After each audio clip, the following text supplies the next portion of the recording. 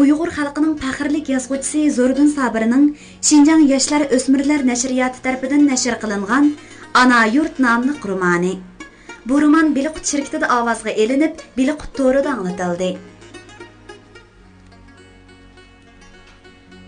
Sulaymanov birdamlik g'ojir ishtihosining kuchi bilan aqlidan ayrilib qolgan ishiga pushaymon qoldi. U endi yolvorib kechirim so'rasimi, hech nimaga erisholmaydi. U hammaga harbiy sudning jazosiga, qilmish oshkoranib rasvo bo'lishga, hatto muhim bo'lganda o'zini o'ldirib olishga tayyorlanib bo'ldi. U qizga tikilib qaray olmadi. Bayqi avliyo cho'qida erishgan birdamlik rohat endi azobga, umrlik pushaymonga aylanmoqda edi. Biri ojizning bechorligidan foydalanib, ruhiy ustunlik, jismoniy rohatga erishish yerginishlik bir qilmish. U avliyo cho'qida nimishqa o'zi doim deb yuradigan so'ziga amal qila olmadi. Tabiatga aytgan rahmatlarimo endi nafratga aylandi. U o'ziga o'zi baho berdi. U razil, yarmas yigitkan. U shtab boshlig'i bo'lishga loyiq emas. Hatto jangchi bo'lishga loyiq emaskan. Yo'q, u shu minutlarda qizdimi bir xil xohishni sezgandek qilgan edi.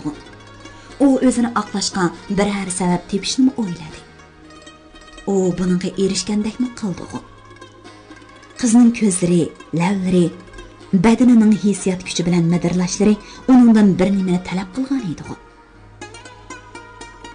Bundaq chaqda qiz talabiga beparvolik qilgan yigit yaramsiz hisoblanmamdi ekan. Balki 1-2 kundan keyin qizmo buni his qilar. Balki u Sulaymanovni kechira. Balki texi ular hayot xo'shligining muqaddimasidan keyingi tunji babini buningdan keyin yozar texi. Nim bo'pti? Nurimo bu qizning hadisdan xatolashib bir bola topgan-ku. Sulaymanov bu qaramliq badriga kelgusida bir o'g'ilning otasi bo'lib qolamdi texi. U o'ylab shu yerga kelganda bir oz yeniklab qolgandek bo'ldi-da, etini qizning etiga yontadi. Bu chaqda kun g'arib o'tgan. Ular cheksiz tuzning benamlikda ketib borardi.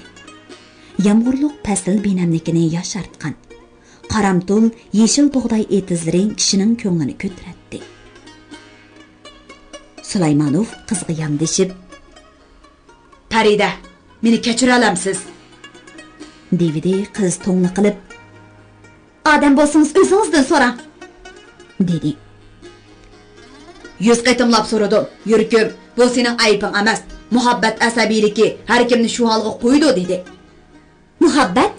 Agar muhabbat shundoq bo'lsa, hayvonlar muhabbatning eng yaxshi tiplari bo'la oladi."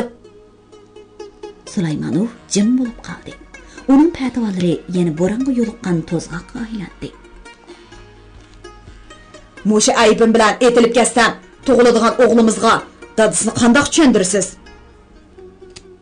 "Nima?" dedi qiz azob bilan miqida ochiq kulib qo'yib. "Sizga u narsalar nisb bo'lmaydi. Tirikligingizda erishalmaganga, o'lgandan keyin texim erishalmaysiz." O'lgandan keyin degan so'zning urg'isi qattiq aytildi. Sulaymanov xuddi tuyuqsiz o'q tekkandek silkindi. U ochiq bilan etining tizginini silkib edi, ot birdilla silkinib, quloqlarini ding qilib oldiga yo'l qo'ndi. Sulaymanov tamdek tatirib qizg'illab qilib qarab qo'ydi-da, o'z g'azabini yo'shirmasdan, "Bir qiz uchun hukumatimiz o'zining bir qahramon o'g'lini go'rga tashlamaydi. Bo'libmi sizdek bir egisiz, vatansiz qiz uchun." U shundoq dedi-da, etini devetdi.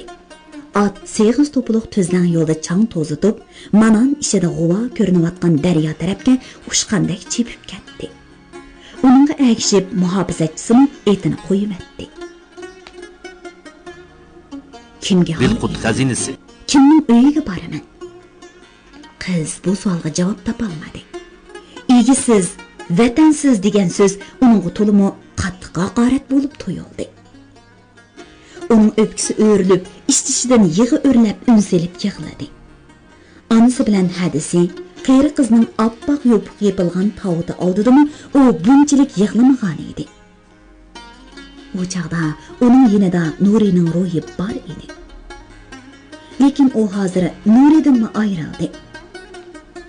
U endi Nurini unutish kerak. Uni unutib yashash uning qo'lidan kelarmi? U shu turqadan kimni seg'inadi? Kimga umid bog'laydi? Bo'lgan ishni unutib, hech bo'lmagandek yashasa, onasi bilan hadisi uchun qisos elib, ondan keyin payt tepib, Muno Sulaymonovdan intiqom elib, ondan hayotidan xulos chiqarib, hammani Nuriga esish uchun. U yig'i bilan bir oz bo'shab, o'ziga tasalli topdi. Bir xil yo'rtib ketayotgan etining yoyilni engishib tarab qo'ydi-da, oldiga daryo tarafga qaradi. Ko'ziga endi shahar daraxtlari ko'rindi. G'o'lji shahri go'yo uni hayotga, baxtga va kurashga chillayotgandek bilindi. U pichirladi. Bu yer mening vatanim, mening egam. Mening dadam mush zaminda tug'ilgan.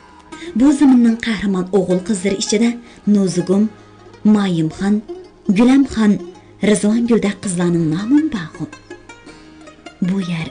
Bu yer uchun jinni atag'anlarning vatani. Hargiz Sulaymonovdek odamlarning emas.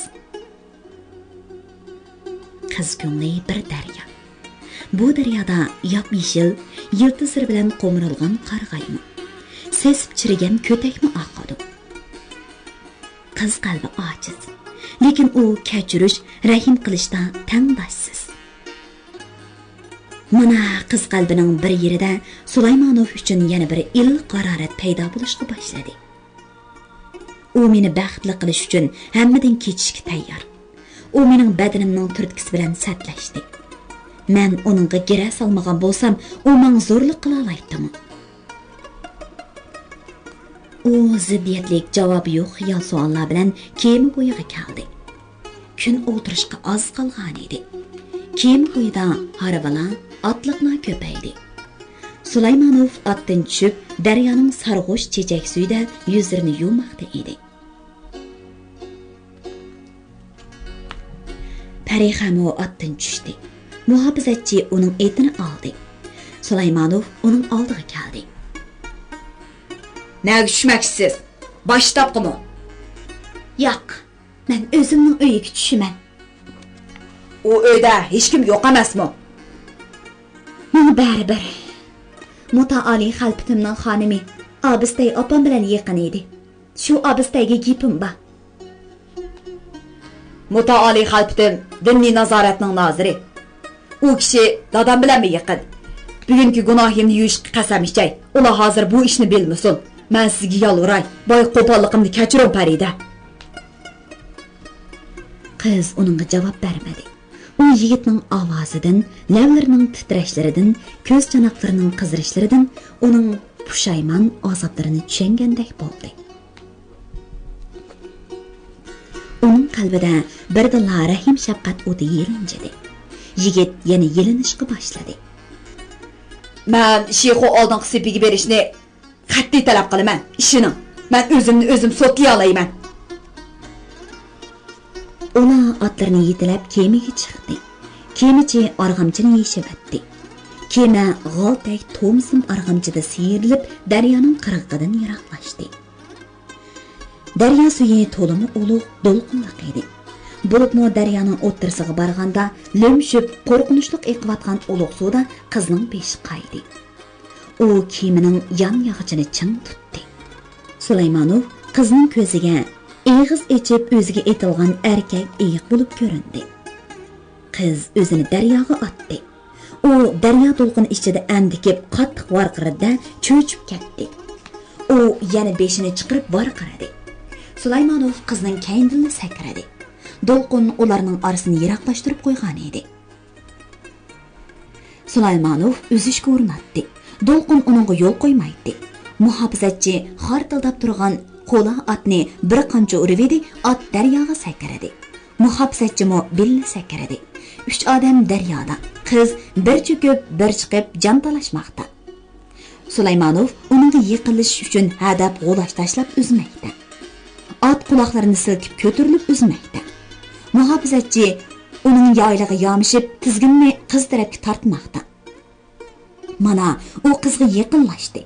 O qizni tartib yeniga akilib oldida birli silkib suv ichidagi egarga chiqdi. O'zangiga desam, yo'q, egarga yamışı. Jan tatliqkan. Qiz otga yamashdi. Muhofizatchi otning quyruqini tutdi. Sulaymonov varqiradi. Azima qirg'oq tort. Kema ostan shimoliy qirg'oqqa siljimoqda. Odamlar varqirashmoqda. Sulaymonov tuvanga qarab oqmoqda. Ammo u Mosul qirg'oqqa qarab g'ulash tashlamoqda. Daryoda otning beshi tik bir jup qo'liqi. Otga yamashgan ikki odamning beshi. Nerida maydisiga suv usti ko'tarilib g'ulash etayotgan Sulaymonov kemidan barg'ansira yiroqlashmoqda. Azim daryo sharqirab, vajildab, qirg'oqlarga surlik urilib, do'lqin yasab, o'z farzandlarini sinayotgandek texim hayvatlik mavj urmoqda. Uning farzandlari qirg'oqqa omon eson chiqishdi. Ular kiyimlarini siqish uchun jig'inlarining kayniga o'tishdi. Qiz Avliyo cho'qqan va Ili daryosining sinoqlaridan saq qoldi. Har ikkala xatardan u Sulaymonovning yordami bilan o'tib oldi. Lekin Sulaymonov turmushning nozik sinoqlaridan salomat o'tolmadi. Qiz uningga maylini emas, badan bexatarligini topshirgan edi. Qizning ishonchisi bekor bo'ldi. U o'zining qimmatli hayot belgisi qizlik ippitini saqlay olmadi. O'ziga xos bo'lgan belgisini yo'qotgan badanning nima qimmati bo'lsin? Qiz qorong'i tushay deganda ko'kchilikdagi Abdumar Mingbegidan qolgan yo'g'on darvozaliq uyning oldida otdan tushdi. Darvoza ishidan zanjirlangan edi. U to'ngisini sharaqlatib edi, darvoza oldida bir ayol paydo bo'ldi. Kim? Parixa. Parixa degan kim? Asiya Obistayning kichik qizi. Asiya Obistay kim endi? Mushayning egisi. Bu degan Darultom, hukumatning buyrug'i bo'yicha diniy nazorat yetimlarga bergan qo'ri joy. Men bir yetim bola, bir kech qunaychi. Ayol eshikni ochdi. Oldida bir harbiy ayolning turg'ini ko'rib o'diqdi-da. Ha, endi bildim. Siz Shafqat hamshira Paridami? Dedi u darvozani yo'g'on ochib. Ha, men. Egar jabduqlar hölg'u, voy, sizmi suvg'u? Kiyim-kechak bilanlar ha? Kiyimi to'xtab qolgan chig'i, daryodan ot uzdirib o'tdingizmi? Sho'rpichamsiz, men hozirla. Oq seriq, o'ruq, egiz, do'rday qalpoq, kalach eg'iz ayol og'zi besiqmay so'zlaydi. Men bilamsan, bilamsan ha?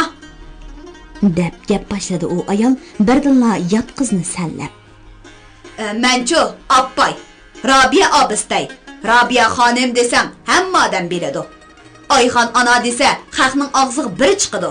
U nihoyat o'zining qozonchidagi ost-ust taqtayliq 16 eg'iz uyini xayriya maktabiga berdi-ku. Bu ishqa 10 yil bo'ldi. 10 yildan beri men nimalarni qildim? Yuzlab bola o'qitdim. Bilamsan, mening erimni bola o'qitdim. Rast gap qilding deb Shingsayga turmaga selib, qiynab ko'zlarini o'yib o'ltirgan.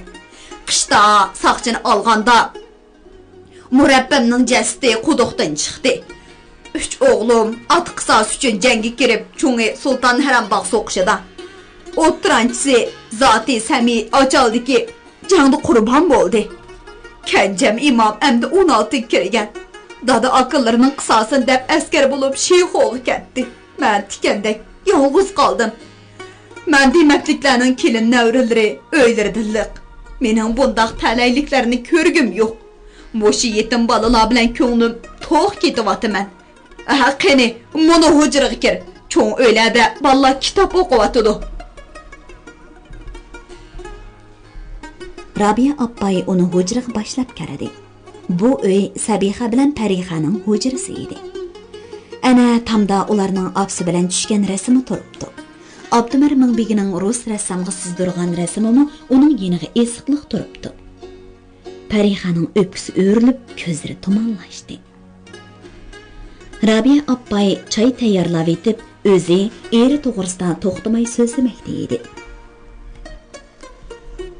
Musa Bayovning taraqqiyotparvar o'g'li Paudunbay Nasir Alam Axunimni qoyil qilib, Baytulloh yenidagi diniy maktabda fanniy darslarni o'tishga kirishganda dadam bilan qaynotam muallim bo'lgan ekan. Keyin 1880-yili Ayso Xalpitim, Hoshir Xalpitimlar mashhur ma'arifchi Kashful Asror damollini Qozon madrasasidan akelgan Sidiqoji Obidov degan boyga o'z maktabida fanniy dars o'tishga yo'l qo'yganda dadam bilan qaynotam Kashful Asror damollining yordamchilari bo'lgan ekan. Tatar jamoatchiligi masjid yeniga 2 qavatlik bino silib 10 sinflik maktab qurganda biz tunji qiz muallim bo'lib qizlarga dars o'tgan. Rabiya damliq muallimlarni qo'ymay sanadi. G'o'ja shahriga maktab qurgan tatar boylarini birma-bir sanab chiqdi. Xalicha Obistay, G'aziz Avzi, Aynura xonim degandek muallimalarning ismlarini, Qozonda besilgan imlo, insho, hisob, jug'rofiya degandek darslarni ismlarini yezib ko'rsatdi. Uning og'zidan ilm, muallimdan boshqa gap chiqmaydi. U Parixani boshlab bolalarning yotoqlariga akkiradi. Taxta ustiga bo'ra, palas silingan. Balalar putlarini sunib o'tirib olib, varqirishib kitob o'qishmoqda edi. 68 bola, 17 qiz, 51 o'g'il. Ularning hamma chiqimini diniy nazoratdan mutaali Xalpitim ularning dadasi, bovisi, mana men ularning onasi, hammasi yetim. Ammo ular talaylik yetimlar. Parixa ballar bilan yerim kechigicha bella bo'ldi. Uning ko'nglidagi g'ayriy xiyollar quyoshni ko'rgan tumandek birdali yo'qolib, qalbida hayot istiki, kelajak, orzu yolqini lavultashga boshladi. Zalim hukumat beshini yesun ilohim. Netçiligen ballarni ota-onasidan, qanchalarimizni qeyrindosh, jon-jigarlarimizdan ayirdi. Al-qisosul minal haq. İlohim botir balalarimizga nusrat bergay. Zolimlarga savolliq yetkay. Parixa Rabiya appayni yoqtirib qoldi. Birdamla bu ayol o'z onasidek bo'lib qoldi. U beshidan o'tgan fojialarini so'zlab berdi. Rabiya appay o'shgan chiroqni qaytadan yondirib, qizning beshini silab, uningga sinchilab qaradi. Asiyaning yolg'iz qiziman degana. Men uni yaxshi bilaman. Abdumar ming beginim bilaman. U tamaxur bo'lgan bilan sehiy odam edi, dedi va Parixaning beshini maydisiga bosdi. Men sening opang, sen mening qizim. Balam imom g'ozi bo'lib kelsa, seni kelin qilib olaman. Shahid bo'lib ketsa, men qolgan umrimni sening bolalaringni beqishga atayman. Hammamiz yetim yesirkanmiz. Bu joy sening joying ekan. Bo'pti. Joyimizda yetimlarning jini yoyirsin qizim.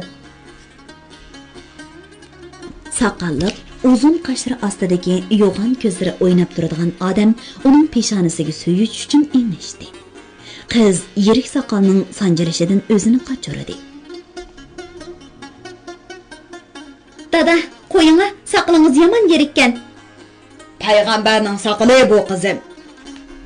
Ari soqollarini suvab qizni qiynab so'ydi. Qiz uyg'ondi. Bu Abdumar Mingbegi edi. Mingbegi Parixaga omroq edi. Doim atdiganligi mushoydi shunday qiladi. Mana bugun mushu. Uxlab qizim. Balalar etingni sug'urib yem berdi. Ular tezroq cho'ng bo'lib askar bo'lsak deb tutilmoqda. Bilqut xazinasi. Qiz ko'zini yumdi, lekin uxlay olmadi. Uning ko'z oldiga yana Mingbegi dadasi keldi. U Abdumar Mingbegini rasmiyat uchun emas, chin yuragidan dada deydi. Mingbegi uni bo'lakchili yaxshi ko'radi. Mingbegining qizi Sabihani Shinsayning qiynalisiga berishi, shu sababdan Osiyaning tartqanlari va oxirida fojia bilan hayotini oxirlashtirishi qizga o'gay dadasini to'limi yirginishlik odam qilib tushundirgan edi. Mana hozir u odamning shu gumondan o'qida o'lganligini biladi. Vaqt Pakit uning qalbidagi nafratni yo'qotgan. Uning yuragining bir yerida o'gay otaga yana mehr muhabbat saqlagan ekanda. Vaqt Pakit uning qalbidan Sulaymonovga bo'lgan o'chmanlikni yo'yib chiqarib yetarmi, ha? Qiz atdiganligi ot to'qib etib shuni o'yladi. Yana shu yezi yo'li.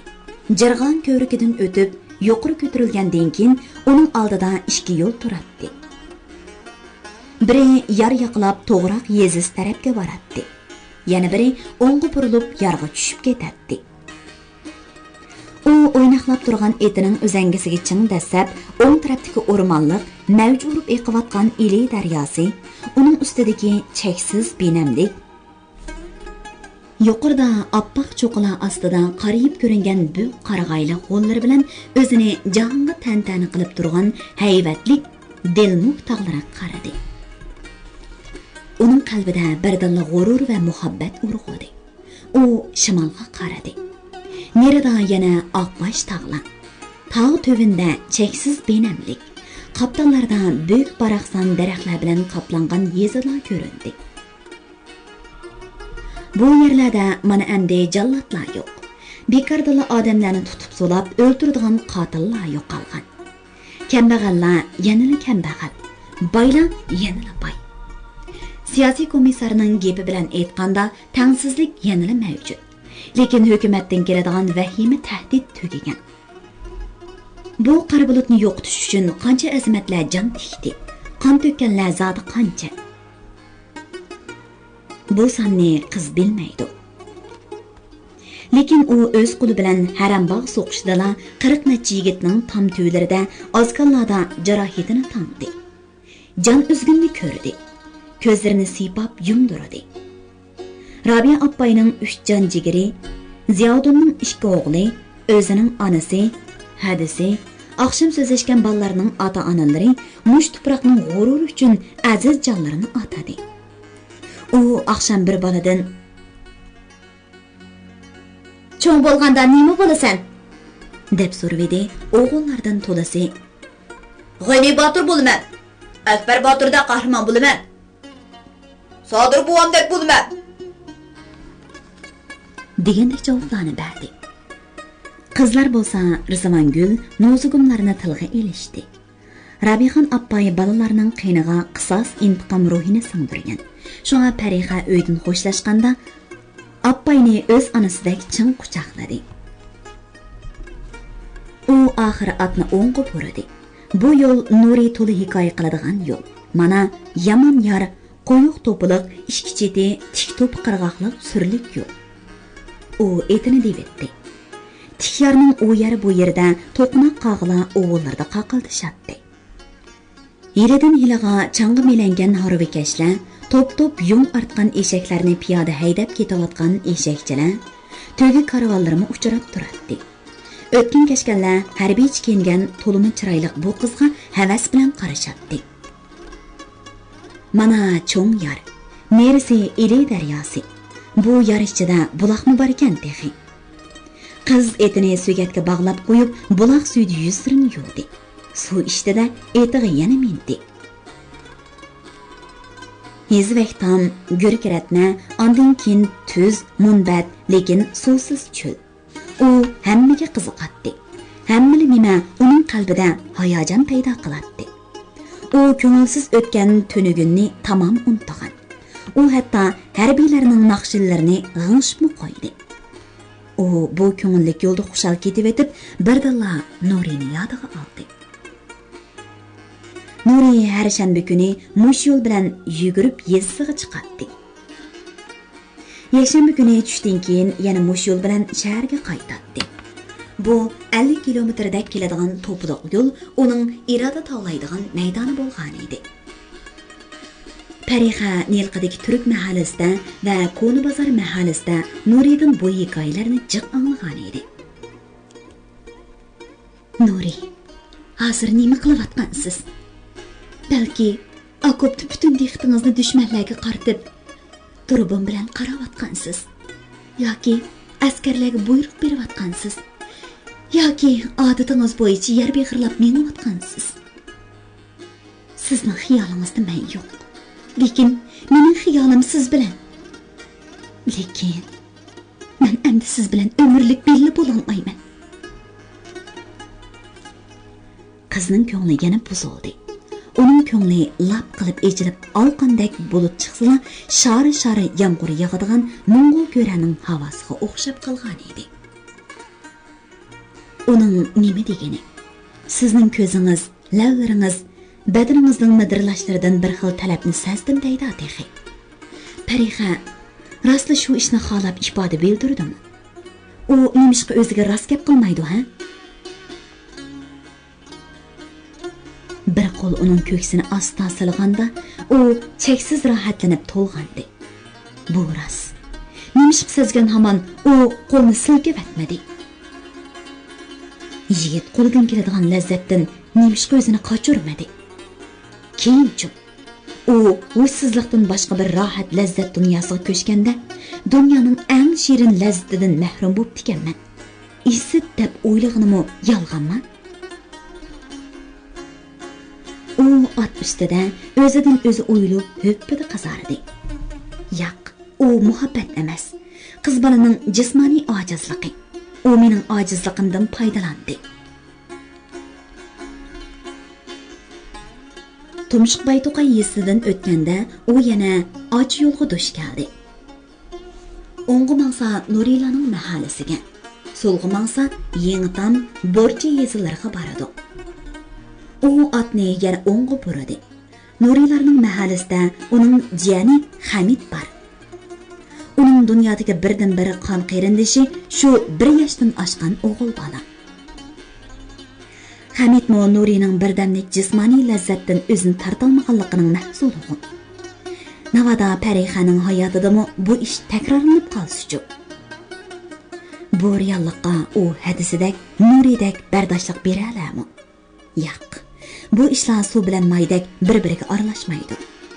Ular tunji muhabbatlari bilan bir-biriga intilgan ikki ruhning egillari edi. Muhabbat qotillarining qo'li tegmagan bo'lsa, ular hayotning eng shirin lazzatidan billi bahramon bo'lishga haqliq bo'lgan, Xudo qo'shgan bir juft bo'la oladi. Mana shuning uchun hadisi oxirgi tiniqi qolg'uchi tirishdi, lekin hech nimaga erisha olmadi. U Nurilaning yezisiga kelguncha arxaqlarni tillab keldi. Biroq mahallaning yanida palash ayolni hapash qilib ketayotgan yamoq kiyim kiygan charsaqol dehqonni ko'rib, etini to'xtatdi. Assalom aka. Ziyoddin kamning uyi mush mahalladami? Ha, Ziyad baxshima. O'stan yaqsidagi cho'nqo'ri shu. Bu hadamchi, nim bo'lgan aka? Shamol darig'on o'qitdi, baxshi o'ynatdi. Qilmagan sabab qolmadi. 10 yildan oshdi. Tungan qashqashdi palash bo'lgan, saqaymadi. Hay, etizni ko'rman deydi. Yolg'iz qor yog'och ostida yotqudak. Deginni qilmay bo'lamdi buning. 6 bolamning onasida. Er sadaqati qiz qalbini illatdi. Ziyoddinning oilasi beg'i, oilalari, uylari to'limi pokiz ozod ekan. Parixa Nuri tug'ilib o'sgan uyni ko'rib hayajonlandi. Oilada qo'liga chiviq elib, budruq o'g'il Hamid to'g'olani qo'g'lab yuratdi. U balani bag'riga ching besib, qattiq so'ydi. Balaning chiroyli ko'zlari, burni Nuriga o'xshagan. Chachlarining sarg'ushligi Sabihani tortgan. Parixaning ko'zlariga yosh keldi. Uning yanida Ziyoddinning ayoli 3 qiz paydo bo'ldi. Tushlik joyda Ziyoddin paydo bo'ldi. Uning soqollari o'sgan, yalin oyoq puti yerilgan, kiyimlari yamoq, lekin pokiz edi. 16 xo yerga bug'doy tardim, 4 xo zig'ir, 2 xo solu, 6 put teri, hammaga bir o'zim. Nuri bilan Baro askar, Dara qurbon bo'ldi. Muxtar akam bir o'g'ilni elib, Oqso'g'i mangan botirlar bilan birga ketdi. Mening so'qishga bog'im bor edi. Nuri unimadi. Dehqonchilikmi lozim. Kim non yemaydi deysiz qizim. Sizlar jon qilinglar. Biz sizlarga non tayyorlaydi. Parixa urushni, xalq kulpitini unutmagan dehqonning so'zlarini berilib angladi. Bir teri bir ustixon bo'lib qapti. Candan aziz balalaridan ikkisi dushman qo'lida o'ldi. Lekin bu odam na balalari, na o'zining tartqanlari to'g'risida so'zlamadi. So'qish, ozodlik, xalqning taqdiri to'g'risida so'zladi. Qiz xijil bo'ldi. U apqurchinidagi qaymoqliq atgan choyga siliq sipoyilik bilan non selayotgan ayolning chiroyiga rahmat aytib lap qilib qaradi. U o'z vaqtida oppoq yuzlik ayol edi. Mana hozir qaradigan, qo'riqlari ko'paygan, yuzlari yerilgan, kiyimlari nachar shotivardan edi. Japa tartibsiz ada. Nima deysiz oy, japani askarlar tartivatidi.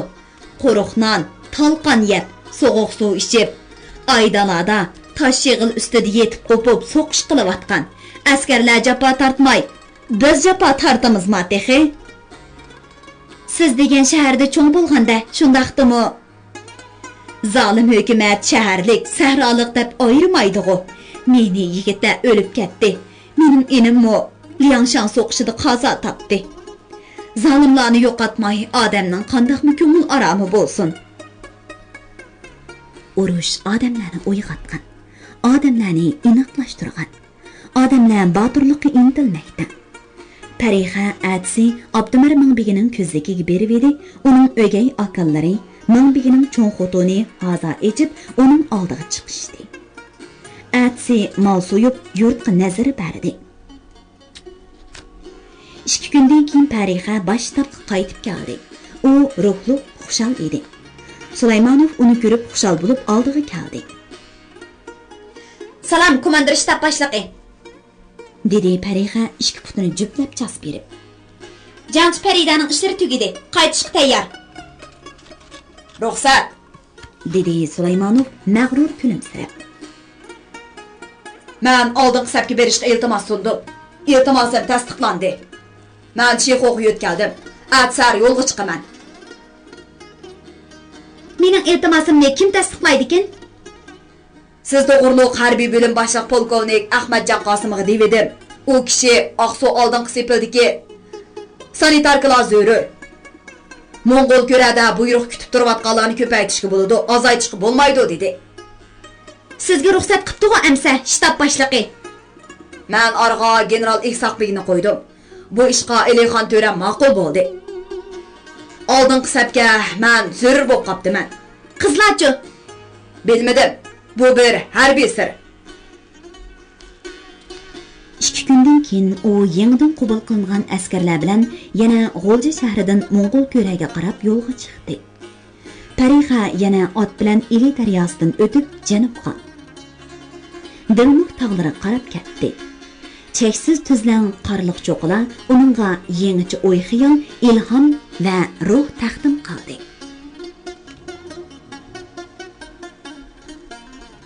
Anglayotganinglar Biliq to'ridan anglatilayotgan ovozli asarlar sahifasi. Qora darvoza ko'xishdan qilingan egiz sepil ichidagi 2-3 qavatlik, 1 qavatlik binolarning eshiklari tez ochilib yepalatdi. Seriq ranglik harbiy kiyim kiyib, ko'k osmon, oq kun surti tushirilgan kakari taqagan, shapkalarini cho'kirib kiyishgan, tapanchalarini yallariga esib, bellariga rimon, murillaridan ortildirib, qurol po'tillari esishgan surlik askarlarning chiroylaridan alaqsodalik vahimi chiqib turadi. Bu Shimoliy qo'vuq bilan Janubiy qo'vuq orasidagi Shingistayning Do'ban mahkamasi bo'lib, Urumchi shahridagi eng mahkam qo'g'daladigan, qatma-qat askarlarning himoyasida to'limi surlik bilinadigan o'rin bo'lishi qaramay, zo'r vahim ichida qolgan edi. Shingistayning soldirgan 3 qavatlik yangi bino rais Vujunshinning ham uyi, ham ishxonasi. Uning rahiblarga o'xshab ketadigan chiroyi bugun bo'lakchili surlik. U yeşil tavardan tikilgan uzun chapan kiyib, yumshoq gilam ustida qo'lini kaynik tutib uzoq mangdi. Xizmatchi qiz xonancha damlangan gullik piyolni putlariga ajdon surti tushirilgan choy shirasiga qo'yib qo'yg'ili xeli bo'ldi.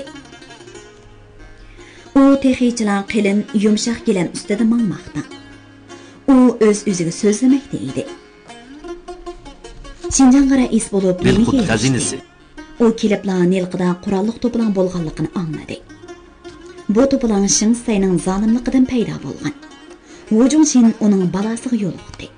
U o'zining harom niyati yo'q, odil odam ekanligini isbotlash uchun üç so'zlik angushlarini, ya'ni Shinsay turmaga solgan arboblarni qo'yib etish, joylarga tasalli berib, hol so'rab ko'ngil izhor qilish, qo'shnidarchilik diplomatiya munosabatiga haydakchi bo'lish siyosatlarini ishga soldi.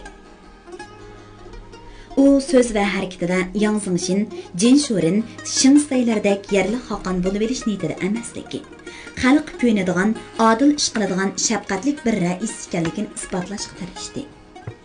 Lekin o 1944-yili 10-oyda Şinjanğa rais bo'lib kelganda qo'zg'alib bo'lgan G'oljang, Altay to'poloni hozir ulg'ayib, butun Shimoliy Şinjan qo'ldan ketishga oz qoldi. Urumchi tahdid ichida, Xanzola ichkariga hadab qochmoqda. Jing Shixo oldingi saf qo'mondonlari yilidan yiliga yordam so'rab aram bermayotdi. Uning uch angishtirimi Shinsayning oltibek siyosatidek xalq qalbidan o'rin ololmadi. U yaqinda turmadan qo'yib berilib, Urumchi viloyatiga valiylik tayinlangan Burhan Shaydinni qabul qilganda, oqsiriq Yevropa chiray bu odamga "Men Shinsay emas. Mening maqsadim tangsizlikka, milliy zulmga qarshi turish. Siz amal qilib G'olja Altaydagi to'planchilarning boshliqlariga meni tushuntiring. Ular tushunsalar Qur'onni tashlaydi." dedi Burhan. Sizlarga Jang Yuanjang shini degan u biz nima ish qilmaymiz. To'planchilarning maqsadi bo'linib davlat qurish emas, Shinsaydan o'ch elib ochiqini chiqarib berish. Men sizlarga cho'qim tushundiraman, dedi. Lekin yarim kechada 8-urush rayonining qo'mondoni general Jo Xiaoliang uning uyiga kirib, "Xatarli banditlarning terki Sovet ittifoqi ekan. Bizni Şinjan'da qo'llab chiqarib, ikkinchi tashqi Mongoliya paydo qilmoqchi ekan. Jang Yuanjangga ma'lum qilaylik", dedi. Hujumshinning markaziy hukumatdan ra'yi qaytgan edi. U Şinjanni 4 o'lka qilib o'zgartish taklifini berib edi, uningga hech kim e'tibor qilmadi. Shimolni bir o'lka qilib, bu o'lkani Tangirtog'ning shimoliy deb atab, Urumchini markaz qilish. Janubni Shannan o'lkasi qilib, Qashqarni markaz qilish. Ko'inlon tog' tizimlaridagi rayonlarni Ko'inlon o'lkasi deb atab, Xotanni o'lka markazi qilish.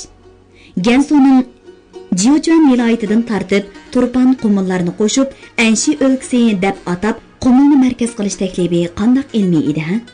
Hujumshin Mongol Shizang hayitining boshliq bo'lib turganda, g'arbiy o'lkalarni ko'p tadqiq qilgan. Mushundaq parchalab ko'plab odam ko'chirib akelganda bu yerda xotirjamlik bo'ladi. Mana hozir butun Şinjangdagi 3.800.000 aholining 200.000dan sal ko'pragili Xanzu. Mana ular Qashqida turdi. U tunugun Kunzi ibodatxonasi va Guanyuanyo ibodatxonalariga berib ko'z yesh qilib, butlarim madad bergay. Şinjang men rais bo'lganda qo'ldan ketib qolmas ekan. Men Jiang Jishiga xalqqa nima deyman deganda ibodatxonada boshqa hech kim yo'q edi.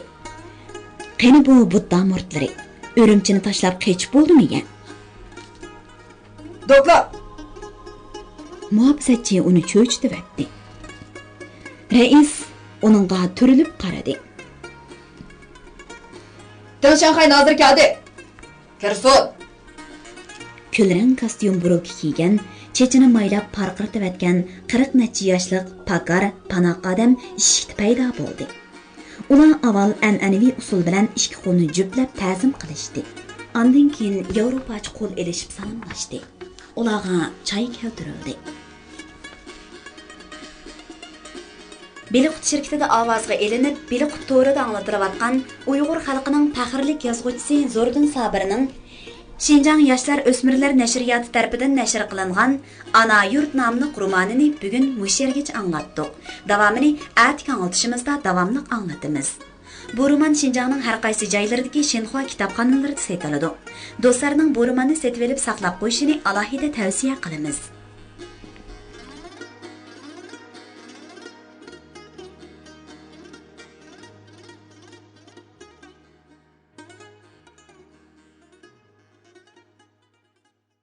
xazinesi, Uyg'ur xalqining urf-odat, mashhur shaxs, tibobat, maqol tamsil, cho'chak, rivoyat qatorliq Uyg'ur madaniyat xazinasidagi bebaho go'rlar. Karton ilpa, qonun nizam, ishorat tili, tan tarbiya, fizika, ximiya qatorliq 600 dan ortiq kasbiy sohadagi Uyg'urcha, xanzucha, ingliz 3 xil til, 6 milliondan ortiq so'z, ovoz ham surat bir gavdalashtirilgan kompyuter yumshoq detali. Bilmaganni bilqutun bil. Bilqut xazinasi